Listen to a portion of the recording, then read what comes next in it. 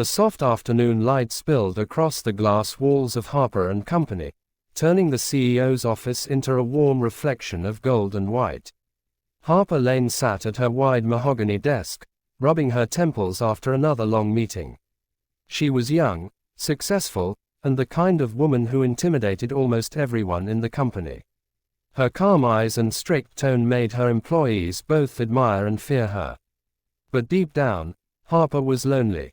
She had built her empire by working day and night, and now that she stood at the top, there was no one left beside her. She glanced at the clock, 6:47 p.m. Everyone had gone home except one man. Adam Reed. Adam was one of her most reliable employees. Polite, quiet, and disciplined. A single father who always asked to leave right on time, never stayed late, never socialized. Harper didn't trust people easily, and though Adam was efficient, she sometimes wondered if his perfect manners were a mask. She had seen people hide greed and ambition behind politeness before. So today, she decided to test him. When Adam knocked on her door to submit the last set of reports, she pretended to yawn, then slowly let her head drop against the chair as if she had fallen asleep. Adam hesitated for a moment, then stepped quietly into the room. He looked at her, her pen still in hand, her hair slightly loose, and smiled faintly. "You work too hard, Ms. Lane," he whispered softly. He placed the reports neatly on her desk and turned to leave, but then he paused. His gaze fell on a small photo frame beside her laptop, a picture of Harper and an older man in a hospital bed. Adam froze for a moment, sadness flickering across his face. He reached out gently, straightened the frame, and sighed before sitting down across from her, lost in thought. Harper kept her eyes closed, listening. She heard him mumble quietly, "She's just like Dad, pushing herself until she breaks." He took off his jacket and carefully draped it over her shoulders. Then he noticed the stack of charity requests on her desk, forms she hadn't had time to review. After a pause, he began writing small sticky notes: urgent, children's hospital, needs approval, cancer fund. Harper felt her chest tighten. She had expected arrogance or curiosity, not kindness. As he walked away, she heard him whisper softly, "Even strong people need someone to care for them." When the door closed, Harper slowly opened her eyes, completely still, realizing that her little act of pretending had just revealed the truth about him, and maybe about herself too. The next morning, Harper couldn't stop thinking about what had happened. She sat in her office earlier than usual, staring at her coffee cup as if it held the answers. Every time she closed her eyes, she saw Adam gently placing his jacket over her shoulders, his quiet voice whispering words she wasn't supposed to hear. Why had it touched her so deeply? She wasn't used to kindness that came without motive. Her world was full of people who only smiled when they needed something. But Adam had helped her when she was pretending to be asleep, when he thought she wouldn't even notice.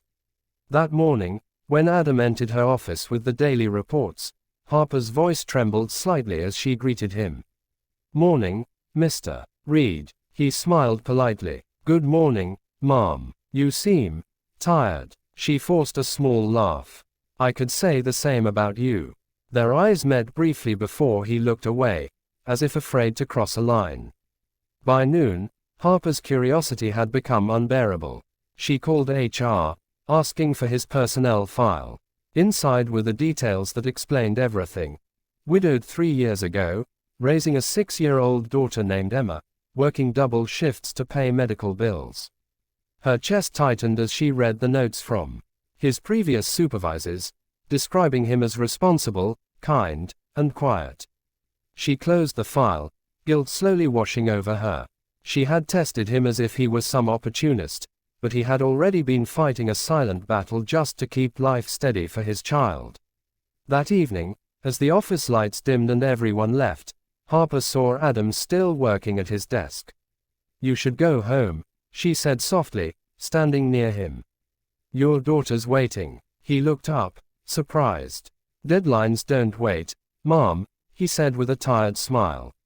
She wanted to tell him she admired his strength, but instead she just nodded. "Still, don't let your life turn into just deadlines," she murmured. He gave her a puzzled look before packing his things. The next day, Harper couldn't resist repeating her test. When Adam came to drop off some files, she leaned back and let her eyes close again, pretending to fall asleep. He hesitated, then quietly began organizing her desk, arranging files, closing her laptop, and writing a short note that said, "Don't forget to rest, you deserve it." Her chest tightened as she peeked through one eye and saw him sit silently for a moment before whispering, "People like her never realize how lonely they are." She opened her eyes slowly and said softly, "You're wrong, Adam. Maybe I'm just realizing it now." He froze, his eyes wide with surprise. For a moment, neither of them spoke. The silence hung gently between them, filled only by the faint hum of the air conditioner and the golden light spilling through the window. Adam's face flushed when he realized she had heard him. "Ms. Lane, I'm sorry," he stammered, stepping back, but Harper smiled faintly, her voice calm. "Don't be. You just said what I needed to hear." She motioned toward the chair across from her. "Sit." Adam hesitated, then slowly obeyed. For the first time, Harper didn't look like the cold CEO he knew. She looked human, tired, almost fragile. "You always stay so quiet," she said softly. "Why?" Adam thought for a moment before answering. "Talking doesn't change much. Doing does." She nodded slightly, impressed. Then, for the first time, she asked something personal. "How's your daughter?" His eyes softened immediately. "Emma. She's good. She loves drawing. Thinks I work in a castle." He laughed quietly, and Harper found herself smiling too. She hadn't laughed genuinely in months. "You're raising her alone?" she asked, her voice careful. "Yes," he said, looking down. "Her mom, she passed away 3 years ago. I promised I'd give Emma a life she could be proud of." Harper's heart sank. She suddenly understood the quiet pain that lived in his eyes. "You're doing better than you think," she said gently. He looked up, a little surprised, then nodded with a grateful smile. They spent the next hour talking, not as boss and employee, but as two tired souls who finally found someone who listened. When Adam stood to leave, Harper stopped him. "Adam, thank you," she said softly. He frowned. "For what?" Her gaze met his. "For reminding me that success means nothing without kindness." He nodded once, then left, his footsteps echoing down the hallway, leaving Harper alone with a strange, new warmth in her chest.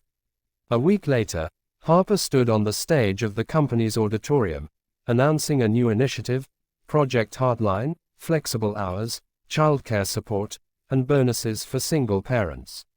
The applause that followed was genuine. In the back of the room, Adam stood still, his eyes bright but humble. After the meeting, Harper approached him quietly. "You inspired this," she said. He smiled. "You made it real." Later that evening, Harper visited Adam's home. Little Emma ran to greet her, holding up a colorful drawing that said, "Thank you."